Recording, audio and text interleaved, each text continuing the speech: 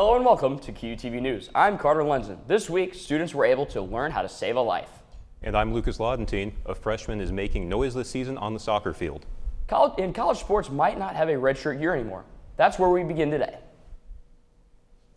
What if you could play college sports for 5 years instead of 4? The NCAA has left a lot of athletes wondering after coming out with the 5th year of eligibility proposal.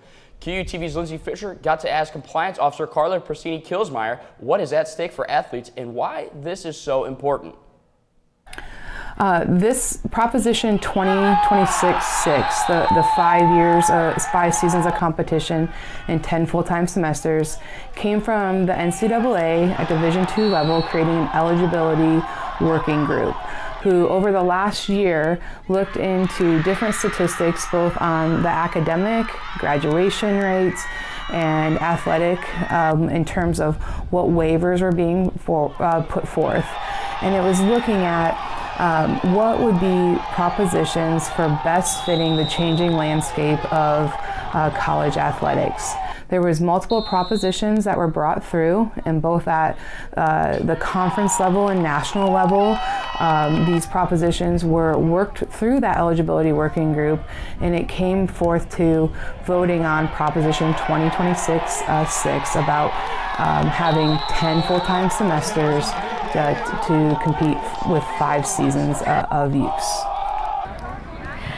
Something that's really beneficial about this is that 4-year starters like myself, we would get another chance to play with our team, especially like if we were building this year. Like for example, the women's soccer team, we just got a new coach, so we have all new girls, and it would be helpful to be able to bring people back that are starters and returners. This all may sound a little confusing and overwhelming, but the compliance team wants students to go to them for any questions you might have. They would much rather have athletes understand their situation than be unsure and confused. So as a senior myself, I've exhausted all 4 years of eligibility coming this spring. So if the 5th year eligibility legislation passes, I might get 1 more year here at Mart Heinen Field. So what's next? So in January at the NCAA convention, this proposition will be voted on amongst other propositions for the Division II. The date of voting is January 16th. At that point, all conferences, all institutions, and our national SAC will vote on all of the legislation that D2 has put forward, but specifically they'll be voting on Proposition 2026-6, the 10 full-time semesters and 5 seasons of use. So for you seniors out there, maybe a real-world job may have to be put on the back burner. Lindsay Fisher, QUTV News, Quincy.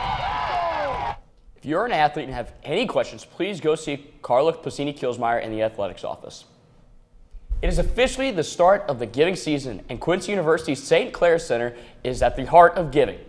St. Clair's is a food and clothing supplier for students here on campus. They offer a variety of canned foods, snacks, winter coats, and hygiene products. There are things from granola bars to toothpaste, but they also have great companies such as worker Regan Hess.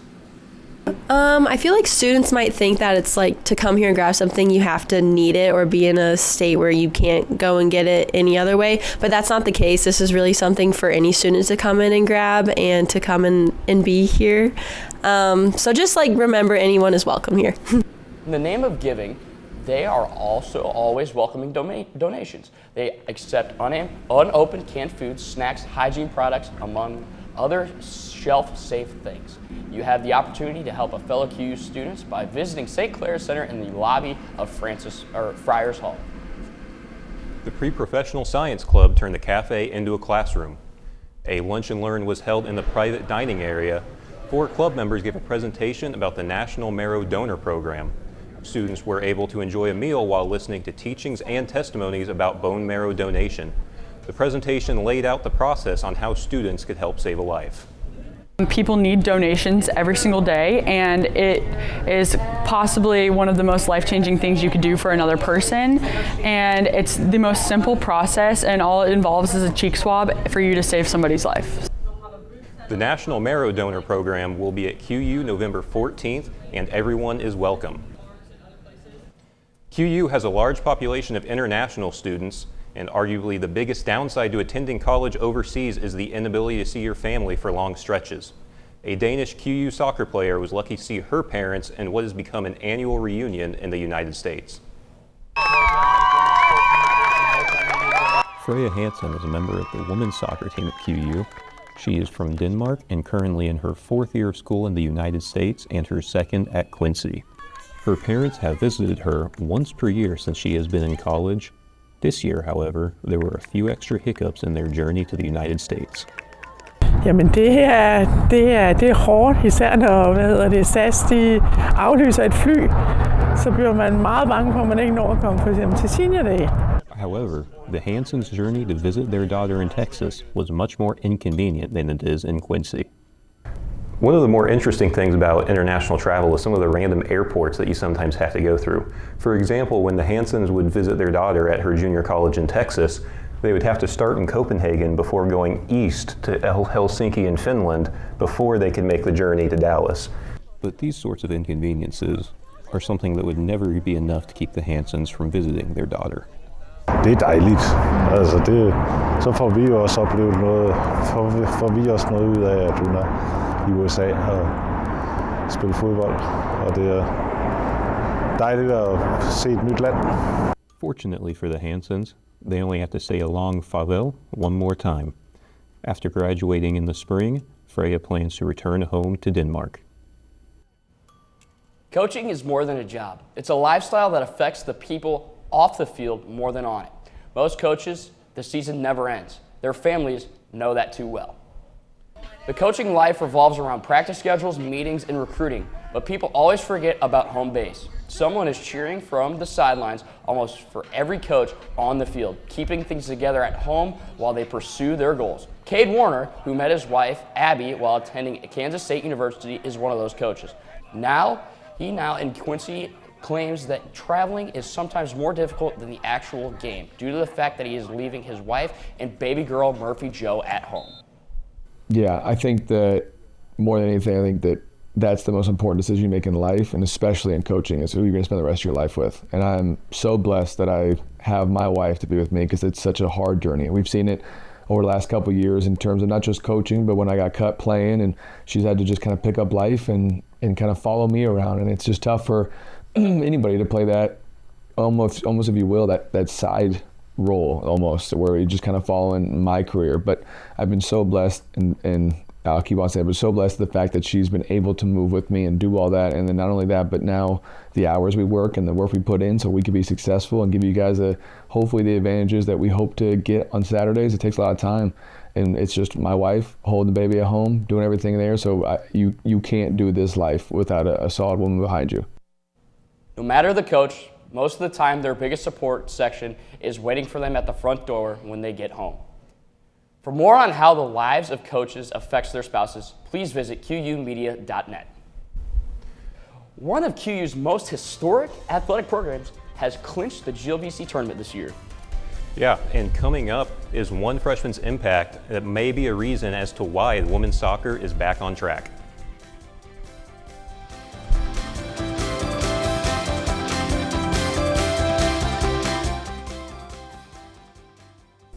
Women's soccer has had a lot of success in the GLVC conference this year. I know that you have followed them very close this year, Lucas. Yeah, I've been on the sideline for most of the games, and one of the significant things that stood out has been freshman Gracie Vieira. And luckily, we have our own QUTV reporter Freya Hansen here to tell us more. So Freya, can you tell us a little bit more about the significance of Vieira? Yeah, so Vieira, she's a very good player. She's definitely a character. She has been playing almost every GLVC game this season, and she has been a part of why we're in the GLVC tournament right now. And she's just a character within herself. She always shows up smiling, ready to practice, and just her playing style is her technicality, and she's fast on the ball and composed. So she's just a great player overall. But yeah, let's take a deeper look who Vieira is. From the sunny soccer fields of San Jose, California to Quincy, freshman defender Gracie Vieira has quickly become a key part of the Lady Hawks backline. She has been logging more than 1,300 minutes. It's a little stressful sometimes, but I think it means a lot to me that like people like look up to me and like they trust me to like make certain plays, and I think like I have a lot of respect for the coaches, for my teammates to just like put their faith in me, and I think I'm having a great time here at Quincy. I'm gonna keep trying to prove people right, and like I deserve my spot on the starting 11, and I'm just gonna keep having fun. Freshman defender Gracie Vieira has brought some California toughness to the Lady Hawks backline, and just in her first season here, she has made a big impact, starting every game for the Lady Hawks, and she has even made them go all the way to the GLVC tournament. Her roommate Abby Coons enjoyed playing soccer and study with Vieira, and living with her is not that bad either. I love playing with Gracie. We get very competitive in games like over the river and rondos. Overall, she just brings a smile to practice every single day. During warm-up, she's always laughing, having a great time. You can really just see her love for the game. With a 6-year age gap between Vieira and veteran centerback Marina Obersmith, it tells you just how good Vieira is, and the pairing has throughout the season formed a good, talented, experienced and confident backline that has been strengthening Quincy's defense all season. So Freya, what is ahead for the Lady Hawks if Vieira is able to stay consistent? I mean, if we just take a look on Sunday, like if she can keep Drury away from scoring that game, that would be a perfect opportunity for us to go to the semifinals and maybe win against Drury. And I mean, if the coach is lucky and able to keep Vieira on the team, they're 3 years ahead of us. That's very good for the Lady Hawks and their soccer program. So I think that's some good 3 years ahead of us if that she stays here. Yeah, thank you so much, Freya. The Lincoln Academy of Illinois named Quincy University senior Alexis Stufflebeam a winner of the Lincoln Academy Student Laureate Award for 2025. The Lincoln Academy Student Laureate Program recognizes excellence in curricular and extracurricular activities by seniors from each of Illinois' 4-year colleges and universities. Stufflebeam is a criminal justice major at QU. She is also a member of the Alpha Phi Sigma Criminal Justice Honor Society and is a Dean's List honoree and Circle K Club scholarship recipient. Lucas, I hate to say it, but I had to pull out the puffy coat already because it's getting extremely cold here in the tri-state area. Yeah, I had a little bit of a jump scare when I opened TikTok and I saw Mariah Carey starting to defrost. It's like, I didn't know why it's been cooling down so quickly. Oh, don't worry, Lucas. Grant Owen will be here with the important information about our weather after the break.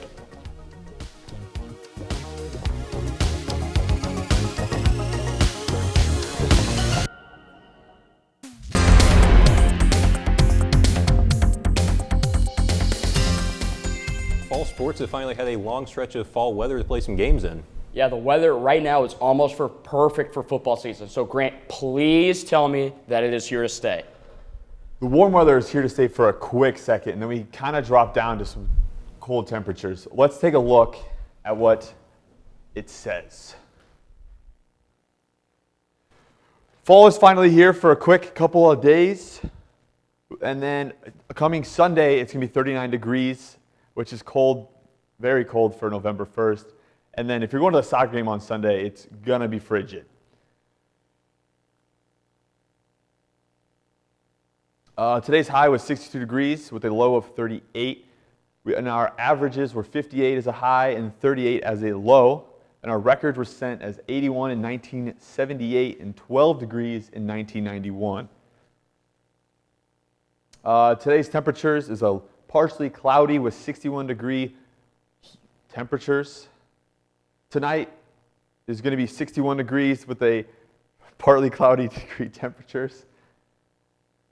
Tomorrow is going to be it's going to be mostly cloudy with the chance of some rain. It's going to be 63 degrees. It's your high, which is going to be nice, perfect hoodie weather, and it's going to be a great time to spend outside and enjoy the fall weather while you can.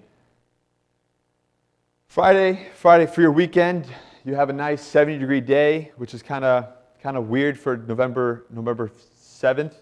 And then Friday evening, it's going to drop down to 50 degrees, so it's going to time to turn on those heaters if you like being hot when you sleep. 59 degrees is going to be on Saturday with a partially cloudy day with your 7-day forecast, as I just said, Thursday, Friday, and Saturday. Sunday is going to be the day the Hawks go out to Legend Stadium and play Drury University in a 38-degree weather day. Monday is going to be 40 degrees with the low of 22. Tuesday is going to be 53 with the low of 29. And Wednesday it kind of comes back up almost to 60, but at 59 degrees. And that's what we have in store for your forecast. Thank you, Grant. I heard we had some insane sporting events on campus with our underwater basket weaving team winning a national championship. I think I'm about to try out for it. Wait, we have an underwater basket weaving team? I think so, but multiple teams do have a chance to be in the national tournament. Well, I'm not so sure that we'll have any underwater basket weaving highlights, but we will have Lindsay Fisher to talk about some of our playoff contenders.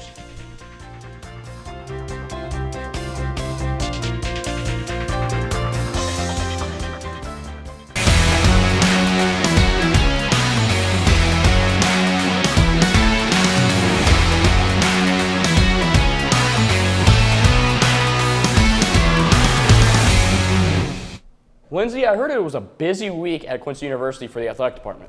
Yeah, and Carter got me kind of invested. I want to know how the underwater basket weaving team did. I don't know where Carter got this underwater basket weaving team because we don't have an underwater basket weaving team, but we have a really good women's soccer team. We'll talk about that first. The Lady Hawks of Quincy University played their last regular season games this past weekend. The Maryville Saints are also a top GLVC team looking to disrupt the Lady Hawks mojo. Maryville controlled most of the first half. The Saints were attacking the zone before they broke through in the 20th minute after a throw-in lead to a quick touch inside the box that found the back of the net for a 1-0 lead. However, Quincy's defense held strong behind freshman goalkeeper Devin Tracy, who made multiple key saves to keep the game within reach.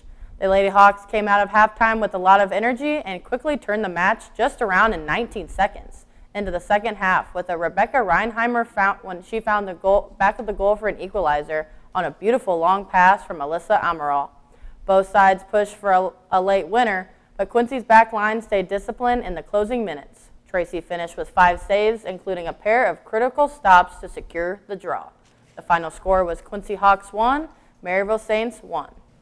On a cold Halloween night at Jack McKenzie Field, the Maryville Saints looked to take a dub from the Hawks. The first half featured even play and plenty of action on both ends as the teams traded early looks. Maryville broke the scoreless tie in the 26th minute after a series of quick passes opened up a space outside the box, leading to a well-paced strike that gave the Saints a 1-0 lead. Quincy kept pressing and created several strong opportunities of its own, including dangerous shots from Carlos Moreno-Henao and Leo Can, but trailed 1-0 at the break despite matching the Saints in both shots and tempo.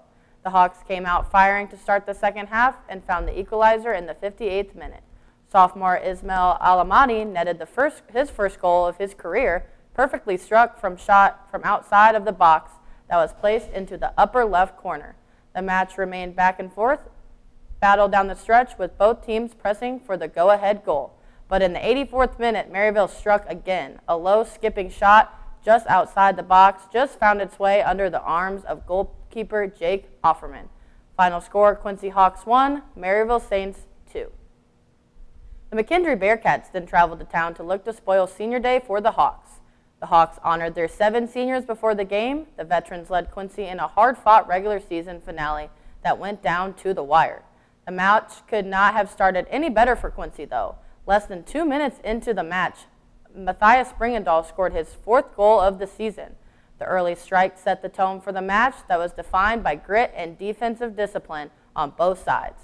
The Hawks maintained their composure through the opening half, limiting Maryville to just 4 shots while generating 5 of their own. The second half became more methodical with both teams, though, struggling to create clean looks amid physical midfield play and limited space in the final third. As the clock winded down and Quincy shifted into defensive mode to protect its lead, McKendree earned a very late corner kick with only seconds left on the clock on what would be probably the final play of the game, and the Bearcats executed perfectly, sending a dangerous ball that was finished off the top of the box to level the score 1-1 in the final seconds. Final score, Quincy 1 and McKendree Bearcats 1. The Hawks finished the regular season 8-6-3 overall and 6-6-2 in conference play.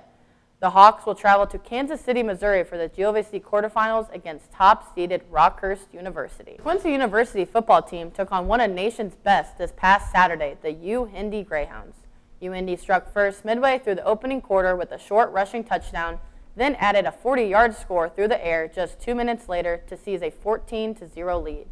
Quincy's offense struggled to establish momentum early, hampered by multiple drop passes and an unstoppable Greyhounds pass rush.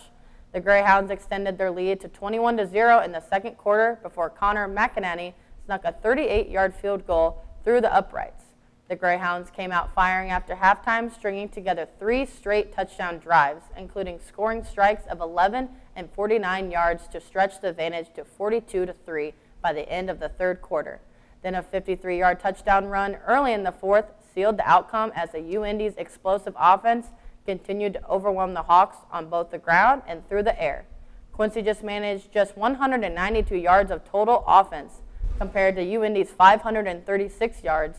The 192 yards marked the fewest total yards recorded by the Hawks this season, while the 536 allowed were the most given up by Quincy's defense all year. Final score, Quincy Hawks 3 and UIndy Greyhounds 49. The Hawks traveled to Fayette, Iowa to play the Upper Iowa Peacocks to see if they can reach that 7-win season at the end of the year.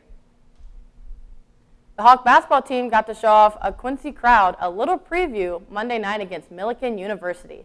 The Hawks head coach Brad Hoyt has been itching to start the season, and he finally got to in Pepsi Arena earlier this week. Even though it was just a scrimmage and does not go on the record, the Hawks were still eager to get to play some basketball. The Hawks started off hot pretty early and jumped out to a 22-9 lead. After a brief break to simulate like a halftime, the Hawks started to slow up and allow Millikan back into the game. Millikan brought the game within 2 points until the Hawks pulled away toward the end of the game due to a tired Millikan crew. Final score, Quincy Hawks 73, Millikan Big Blue 60. I wanted one at home. I think it's important to play here and kind of get the jitters out a little bit, give us some film against somebody else. And Millikan did a great job tonight. Northern Illinois did a great job, and Western Illinois did a great job. So Quincy opens the season at home November 14th at 7 against Cedarville University. The Quincy University's women's volleyball team continue its strong late season surge at University of Illinois Springfield. The opening set the tone for the match, featuring long rallies and plenty of back and forth action. UIS held an early 6-5 advantage before Quincy answered with a 6-point run, capitalizing on multiple Prairie Stars errors and strong swings from Susanna Beretti. Quincy closed on the strong note, scoring the final 3 points of the set, including a serve ace from Elena Kasavica to secure the 25-20 win. Quincy hit .200 with 11 kills in the frame, while UIS only hit .083 with 11 kills and 8 errors. Set two was a roller coaster. They saw both teams trade lengthy runs. UIS jumped out to an early 8-4 lead, but Quincy quickly answered with 9-point explosion, highlighted by 3 kills from Beretti and several unforced UIS errors. The Hawks stretched their advantage to a 22-15 and appeared poised to cruise to a 2-0 match lead. However, the Prairie Stars mounted an incredible rally, scoring 7 straight points to tie the set. The two sides traded punches into extra points, but back-to-back UIS kills capped off a stunning comeback from a 28-26 win. The Hawks struggled offensively, hitting just .063 with 16 kills and 12 errors, while UIS hit .106. Quincy went on to win the next 2 sets, though. Final score, Quincy Hawks 3, UIS Prairie Stars 1. The Hawks will return home on Friday, November 7th, when they host Truman State at 6 p.m. inside Pepsi Arena. This weekend is also their last home weekend, and seniors will be honored for senior night. And that's all we have for sports recap this week, guys. Thank you, Lindsay. Yeah. Carter, I think the football team's kind of prepped you for this question. Would you rather eat at Golden Corral or the Quincy cafeteria? Lucas, it really depends on the day because Golden Corral has some very decent steaks, but the Calf also has a very good Philly cheesesteak, so it depends on the day for me. And, I think some people may disagree with that Philly cheesesteak take, but luckily we will have more on this after the break.